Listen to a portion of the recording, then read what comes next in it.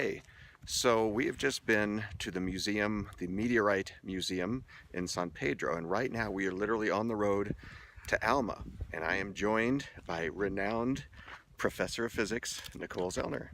Hi! So I was really excited to be at that meteorite museum because while I knew that high desert areas are really good places to find meteorites, I had no idea that the Atacama was such a treasure trove of space debris. And so we got to see some pieces of the meteorites. I actually have a carbonaceous meteorite here. This contains the chemical composition of the very initial conditions and characteristics of the formation of our solar system for 4.5 billion years ago. So these are very special kinds of meteorites. I also purchased a mesosiderite, and maybe you can see the iron reflecting in it just a little bit.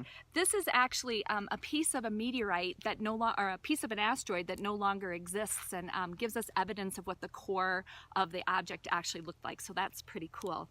And by finding these meteorites here on our planet, we can not only learn about the origin of our solar system and the formation and evolution of objects that no longer exist, but we get a sense as to collisional aspects of planetesimals as well as entry of meteorites into Earth as well. So we can measure the composition, find out how old these objects are, but we can also figure out cosmic ray exposure ages that tell us how long the object has been orbiting around the sun and when it actually entered Earth's atmosphere and landed. It's super cool stuff. So basically, space rocks!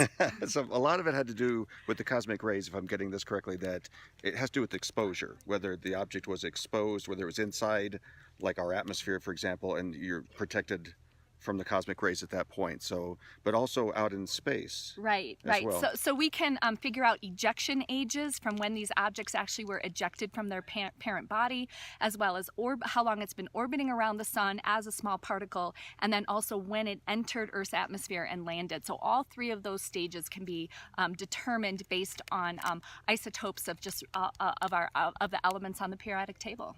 That is fantastic. Thank you so much, Nicole. Oh, Appreciate you're welcome.